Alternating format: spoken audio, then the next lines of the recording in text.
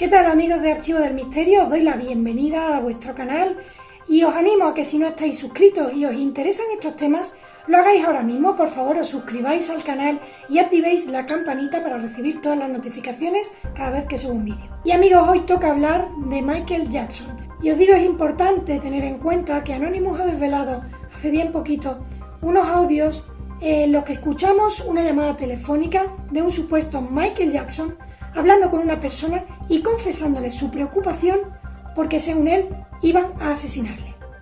Curiosamente, el artista murió al día siguiente.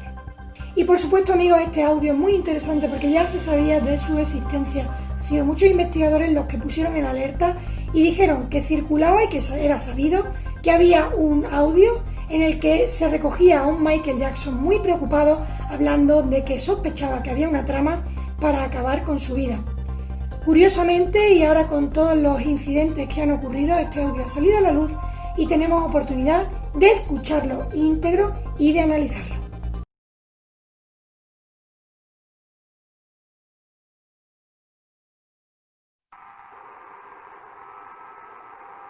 What's wrong, Michael?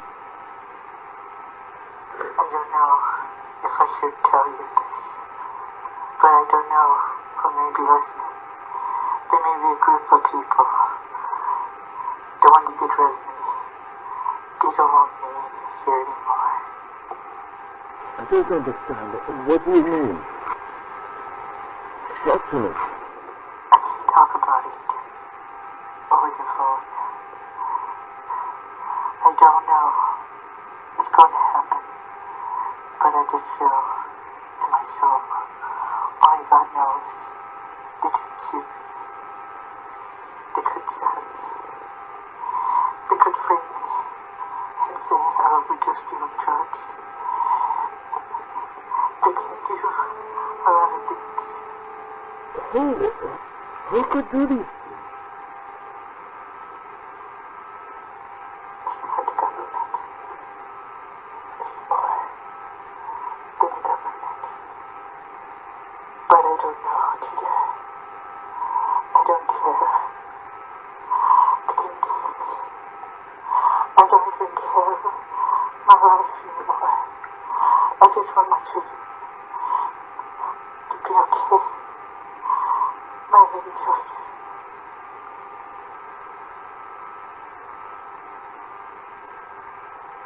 I want them to be safe. Michael. I gotta go. En la llamada, podemos analizarla poco a poco, este interlocutor le pregunta a Michael qué le ocurre, que hable, que le cuente lo que le pasa. Y Michael todo el tiempo está dubitativo, está que no sabe bien si contárselo, si no. Además teme por el medio telefónico, teme que le puedan estar pinchando el teléfono. Y os digo, la preocupación de Michael Jackson ya no es ni siquiera por su vida. A él lo que le obsesiona y lo que dice con muchísima preocupación es que teme por la vida de sus hijos. Hay una frase que a mí verdaderamente me llama la atención, y es que cuando el interlocutor, el supuesto Dieter que hay, le dice, pero ¿quiénes van a hacerte todo eso? Michael dice, no es el gobierno, es más que el gobierno. ¿Quién puede ser más que el gobierno? ¿Os paráis a pensar la cantidad de elucubraciones y de conspiraciones que puede haber alrededor de este audio? Porque os digo, más que el gobierno. Ya sabéis que en el entorno de Hollywood, de las bambalinas de Estados Unidos, Sunset Boulevard, ha habido muchísimas declaraciones, algunas incluso recientes, de actores como Elijah Wood, que hablan de rituales, de cónclaves de personas, de asociaciones, de organizaciones. Y claro, cuando Michael Jackson te dice, no es el gobierno, es más que el gobierno, podemos plantearnos numerosas opciones. Además del audio, por supuesto, me parece un complemento interesante disponer de las fotografías de la escena del crimen. ¿Por qué me refiero a esto, a esta muerte como un crimen? Pues porque así reza el certificado de función del artista: homicidio. Homicidio involuntario por el cual fue juzgado el doctor Murray allá en el 2010, y por supuesto la causa de la muerte es una sobredosis del fármaco Propofol. Las cantidades que había en el organismo de Michael Jackson de este medicamento eran, a juicio de algunos doctores que han analizado este caso, la correspondiente a una cirugía mayor. Es decir, cuando a ti te ingresan en un hospital para hacerte una cirugía mayor, te van a inyectar estas cantidades de medicación que tenía Michael Jackson simplemente para calmar sus dolores y poder dormir. Por supuesto, la negligencia está más que demostrada, ya no solo por la administración de estos fármacos, que ahora vamos a ver la relación de horas y de fármacos que se le fueron administrando al artista, sino además porque cuando el doctor Murray se dio cuenta de que Michael Jackson no respiraba, de que estaba en parada cardiorrespiratoria, las maniobras que le practicó se las hizo de una manera no muy adecuada. Pero es que el doctor Murray no es cualquier médico, es un cardiólogo reputado, es una persona que por su trayectoria y sus conocimientos ha de conocer y de saber desenvolverse en la praxis de la medicina. Simplemente una RCP, una reanimación cardiopulmonar, no debería serle desconocida, pues hasta eso lo hizo de manera negligente. Ya sabéis que la reanimación cardiopulmonar no debe hacerse bajo ningún concepto en una superficie que no ponga resistencia al cuerpo. No debe hacerse en una cama, debe hacerse en una superficie sólida y rígida. Por supuesto, esto también fue algo que se analizó. Otra de las cosas importantes y curiosas del asunto de la escena del crimen es que si el arma homicida de ese homicidio involuntario, por así decirlo, era una jeringuilla, ¿dónde se encuentra? No llegó a encontrarse una jeringuilla. Pero curiosamente, si os fijáis en la imagen, sí un cuchillo. Yo la verdad es que me he quedado alucinada al ver que hay un cuchillo ahí, puesto ahí. Nadie ha caído en el asunto, por lo menos yo no he encontrado información sobre ese cuchillo, y no hay una jeringuilla de la que se hubieran podido sacar unas huellas dactilares. Hay teorías que apuntan que esa noche, la noche de la muerte de Michael Jackson, el doctor Murray no estaba solo, que había otras personas que le acompañaban. Curioso también es que el tensiómetro y el pulsiosímetro, el tensiómetro ya sabéis lo que es, un aparato que sirve para medir la tensión arterial, y el pulsiosímetro es un dispositivo que se pone como un clip en un dedo para ver la saturación de oxígeno en una persona, no se encontraban en la misma habitación. Si tú a una persona le vas a inocular Propofol o cualquier tipo de analgésico, de sedante o una medicación fuerte, ¿cómo no vas a tener a tu lado alguna forma de monitorizar al artista, de monitorizar a esa persona? Por supuesto, otra negligencia más que se recogió en el juicio. La cantidad de Propofol que se encontró en el cuerpo de Michael Jackson, en el estómago, una cosa muy interesante, muy importante en el estómago, era la correspondiente a la que tú necesitas que te inoculen para una cirugía mayor. O sea, vosotros veis normal que una persona que, bueno, por lo que sea, tiene una adicción a este tipo de medicamentos, se le estaban administrando para esos dolores o ese insomnio que sufría Michael Jackson, tenga estas cantidades de droga en su cuerpo. No sé si recordáis las últimas apariciones de Michael Jackson en Inglaterra, el aspecto que tenía, los kilos que podía pesar, el estado de salud. Por supuesto, no es muy lógico que se le administraran esa barbaridad, ese cóctel de fármacos. Os voy a hacer una relación de las horas y la cantidad de fármacos que llevaba Michael Jackson en el cuerpo.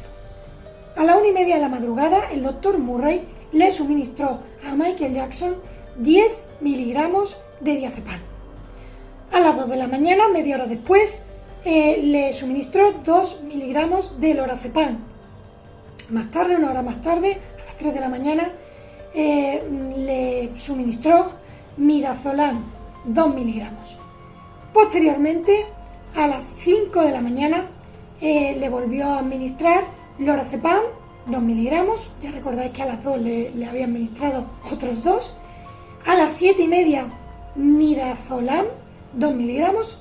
Y finalmente, la estocada mortal fue, por así decirlo, los 25 miligramos de Propofol con lidocaína que se le administraron a Michael Jackson a las 10:40 de la mañana. El Propofol ya en sí es un sedante, es un anestésico, debe ser suministrado por supuesto con un soporte vital y en un hospital y por un anestesista. Recordáis por favor y tenedlo en cuenta que el médico Dr. Murray era cardiólogo, no cualquiera, un cardiólogo reputado, pero era cardiólogo. Es lo que nos hace entender que no sabemos cuál fue el motivo de que se le administrara tal cantidad de propofol. Y además con lidocaína, que la lidocaína es un anestésico local. Por supuesto, no entiendo bien a qué responden estas actitudes, estas actuaciones médicas, pero por supuesto es muy sospechoso. Cosas raras que vemos en la escena del crimen de Michael Jackson, ya podemos decir que es la escena del crimen. Por supuesto, yo no es por nada, pero a mí me da la sensación de que está bastante preparada. Vamos a ver, en la cama de Michael Jackson se encontraron un ordenador, un teléfono, una muñeca de porcelana y bueno, pues varias dicen que se encontró basura, botes de refresco, algunas cosas por el estilo. Lo que a mí me llama la atención del asunto es que Michael Jackson tenía en una de las cómodas, que creo que aparece por ahí en uno de los muebles, fotos de anuncios publicitarios de bebés. Yo, que además he trabajado en el mundo audiovisual y me ha tocado alguna vez realizar el atrezo para algún tipo de obra y ver cómo otros lo han hecho, los encargados de atrezo, es lo que me recuerda. No por nada, sino por la disposición de esas fotografías, de esas cosas, parece que están sabiamente colocadas. A mí me resulta muy raro que en una cama en la que se ha muerto una persona aparezcan las cosas colocadas de esta forma. Y además son objetos que no están ahí puestos al azar. Ya sabéis, esos escándalos que tenía Michael Jackson y que lo rodearon toda su vida sobre temas de abuso de menores y estos escándalos, por supuesto, sobre los que se ha investigado. Nos parece muy curioso que un hombre que se supone que estaba atormentado por toda esta situación tuviera recortes puestos de modo decorativo, además recortes de publicidad, por lo que se ve, muebles en su habitación en la escena del crimen, en una casa alquilada. ¿No tendría más sentido que fuera en Neverland, donde se supone que se encontró después un armario oculto con un montón de enseres del artista? Es que ni en su propia casa tenía ahí al libre albedrío puestas fotos de niños. Yo no estoy diciendo para nada, estoy queriendo justificar o estoy defendiendo a Michael Jackson. Eso lo tiene que hacer el FBI, lo tiene que hacer la policía y no en mi caso, por supuesto, ponerme a defender a nadie. Pero lo que sí os digo es que me parece muy sospechoso cómo están dispuestos los objetos en la imagen.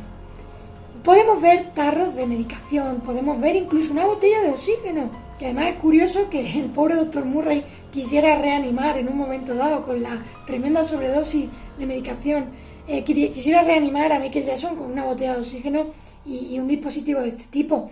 Pero estaba ahí, estaba en la escena del crimen. Había botellas de oxígeno, había algunos dispositivos pues, que se suelen ver en los hospitales, sueros, este tipo de cosas.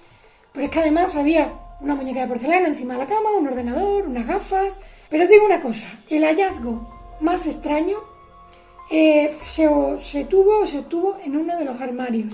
¿Qué se encontró en el armario de la habitación de Michael Jackson? Se encontró una camiseta de mujer con la etiqueta puesta, como podéis ver, ensangrentada, completamente ensangrentada. Y ojo, de esto no se ha hablado. Esto es algo que está ahí, no se ha llegado a saber ni siquiera de quién es la sangre y por supuesto es algo que ha levantado muchísimas sospechas. ¿Qué hacía una camiseta de mujer ensangrentada, además nueva, colgada de un armario? ¿Cómo nadie reparó en ella? ¿Cómo nadie dijo, oye, pues no se llegó a investigar? ¿Y ese cuchillo?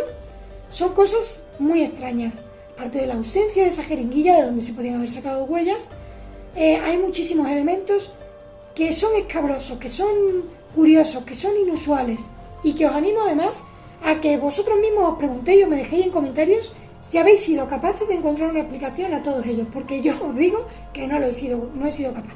Bueno amigos, pues ya os digo, este audio de Anonymous es muy escabroso, es muy inquietante porque siempre podemos sacar conclusiones variopintas. Las más importantes para mí del audio de Michael Jackson ya no está en lo que dice Michael, sino en lo que dice ese supuesto Dieter.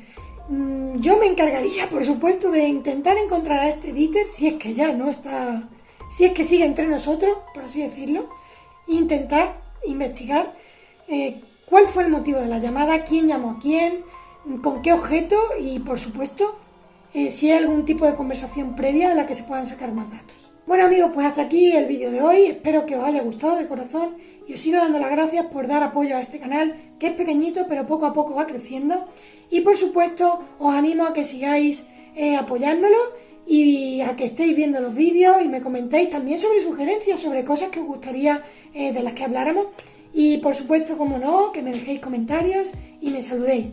Yo estoy encantada de estar aquí con vosotros en vuestro canal, en Archivo del Misterio.